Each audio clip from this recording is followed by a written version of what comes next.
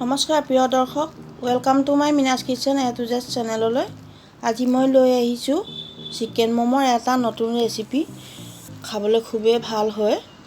লগতে tomato sauce লৈছোঁ। কম সময়তে বনালোঁ। বলকচোন যাওঁ ভিডিঅ'টিৰ মাজলৈ কেনেকৈ বনালোঁ। প্ৰথমতে ময়দা 1 কাপ লৈছোঁ।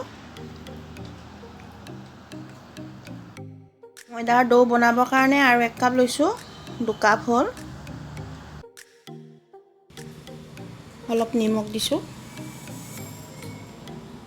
আৰু এয়া 2 চামুচ ৰিফাইন তেল।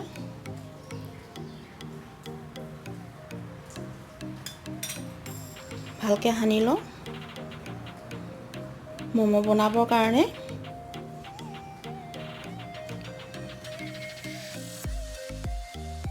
ভালকৈ সানি ল'লোঁ আৰু এতিয়া পানী অলপ দিম। অলপ দি পানী ভালকৈ মঠিব লাগিব।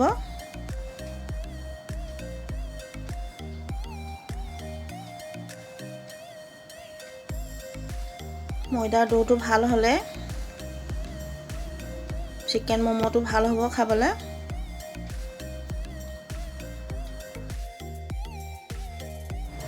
ডোটো ভালকৈ বনাই ল'ব লাগিব। বেছি টাইট হ'ব নালাগিব আৰু বেছি ঢিলা হ'ব নালাগিব। অলপ সফ্ট হ'ব লাগিব। ভালকৈ মাৰি লৈছোঁ।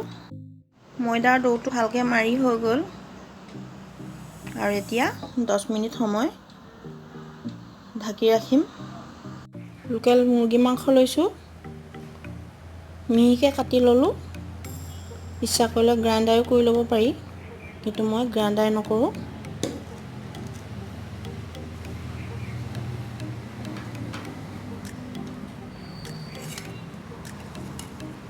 এয়া নিমখ দিছোঁ আধা চামুচ।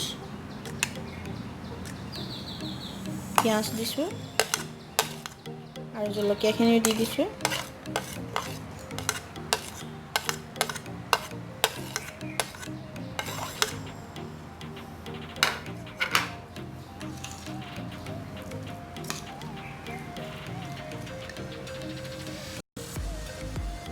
আৰু এয়া জালুকৰ গুড়ি, এয়া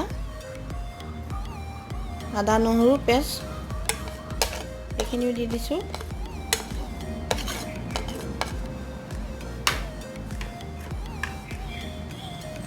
গোটেইখিনি ভালকৈ মিলাই লওঁ আৰু অলপ মিঠাতেল 2 চামুচ দিছোঁ।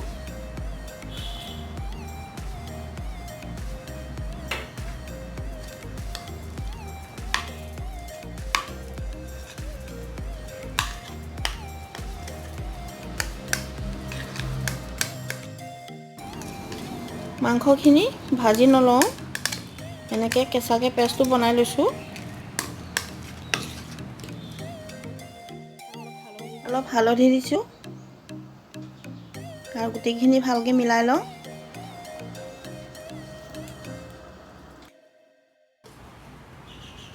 দহ মিনিট হৈ গ'ল। এবাৰ মাৰি লওঁ।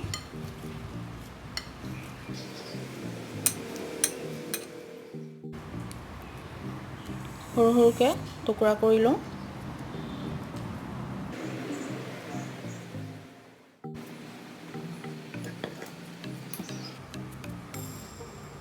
গোটেইখিনি বল বনাই লওঁ।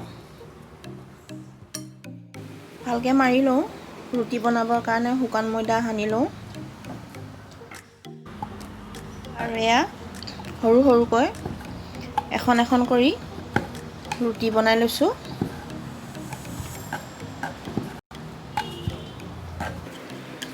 ভালকৈ মাৰি ল'ব লাগিব।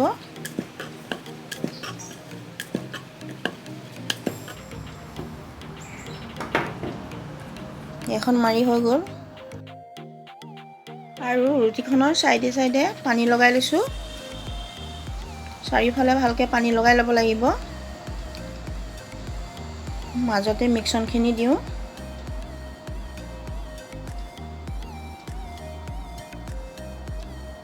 আৰু এতিয়া ম'ম' ষ্টাইলত বনাই লৈছোঁ।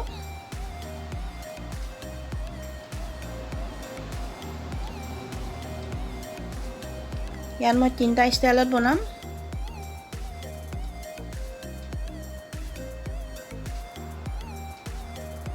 প্ৰথমতে এইটো ষ্টাইলত বনাই লৈছোঁ।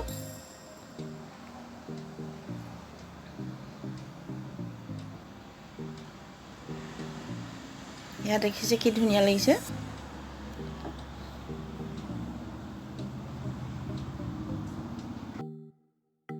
আৰু এখন মাৰি ল'লোঁ।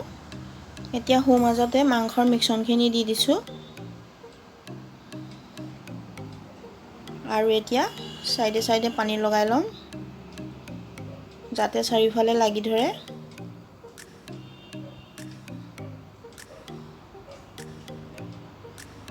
এইটো এটা বেলেগ ষ্টাইলত বনাইছোঁ।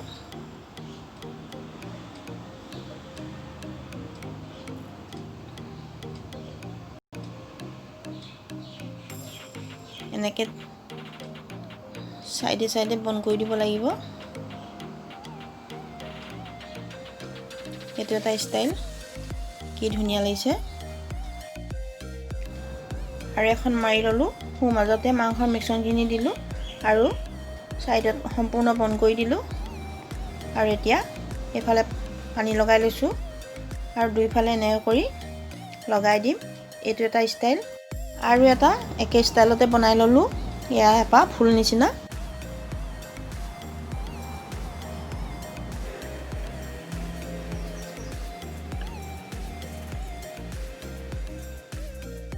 গোটেইকেইটা বনাই ল'লোঁ। আৰু এটা এইটো ষ্টাইল, দেখিবলৈ খুবেই ধুনীয়া লাগিছে। কম সময়তে গোটেই মমোকেইটা বনাই ল'লোঁ 3টা ষ্টাইলত। আৰু এতিয়া সিজাই ল'ম। কম সময়তে ঘৰতে এনেকৈ মমো বনাই খাব পাৰি। ৰিফাইন তেল লৈছোঁ আৰু অলপ কপা লৈ লৈছোঁ। গ্ৰীজ ব্ৰাছ নাই কাৰণ লকডাউনৰ পৰা মই বজাৰ কৰিব পৰা নাই। আৰু ইয়াত লাগি নধৰিবৰ কাৰণে তেল সানি লৈছোঁ। কাৰেণ্ট কুকাৰৰ ওপৰৰ ফাংচনটোত মই গোটেই মমোকেইটা সজাই লওঁ ভালকৈ। মমো ষ্টিমাৰো ইউজ কৰিব পাৰি, কিন্তু মই কাৰেণ্ট কুকাৰটোৰ ওপৰতে দি লৈছোঁ। গোটেইকেইটা ভালকৈ সজাই লওঁ। এয়া হৈ গ'ল।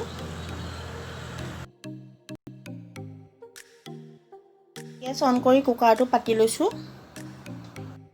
পানী উতলি আছে, মই ইয়াতে দি দিছোঁ। কাৰেণ্ট কুকাৰ হয়, কিন্তু মই গেছতে পাতি লৈছোঁ। নিজৰ সুবিধা অনুযায়ী পাতিছোঁ। আৰু এয়া 15 মিনিট সময় এনেকৈ ঢাকি ৰাখিম। এনেকৈ 15 মিনিট সময় ঢাকি ৰাখিম। হয়তো 12 মিনিটো লাগিব পাৰে বা 15 মিনিট লাগিব পাৰে, কাৰণ পানীখিনি উতলি আছিলে। 12 মিনিটতে হৈ যাব।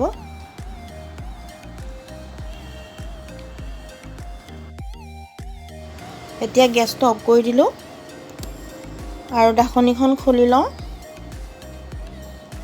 বা কি ধুনীয়া গোন্ধাইছে। কম সময়তে ঘৰতে এনেকৈ মমো বনাই খাব পাৰি।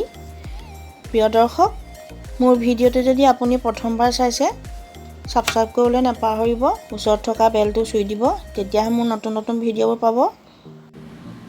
ঠাণ্ডা হোৱাৰ পাছত এটা এটাকৈ গোটেইকেইটা উলিয়াই লওঁ। এয়া চাওকচোন কি ধুনীয়াকৈ সিজিলে। গোটেইকেইটা ভালকৈ উলিয়াই সজাই লওঁ।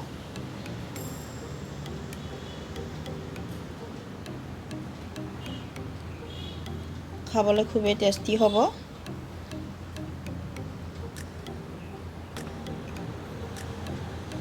গোটেইকেইটা উলিয়াই ল'লোঁ।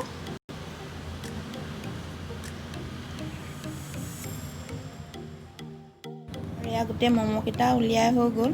লগত টমেটো চচ লৈছোঁ। কিনা টমেটো চচ হয়।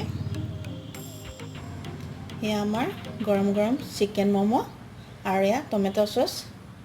খাবলৈ খুবেই টেষ্টি হ'ব। প্ৰিয় দৰ্শক, মোৰ ভিডিঅ'টো চাই ভাল লাগিলে লাইক কৰিব, শ্বেয়াৰ কৰিব আৰু ছাবস্ক্ৰাইব কৰিবলৈ নাপাহৰিব। ওচৰত থকা বেলটো চুই দিব, তেতিয়াহে মোৰ নতুন নতুন ভিডিঅ'বোৰ পাই থাকিব। মোৰ ভিডিঅ'টি চোৱাৰ বাবে অশেষ ধন্যবাদ থাকিল। আকৌ এটা নতুন ৰেচিপি লৈ আহিম, আকৌ লগ পাম। Bye bye.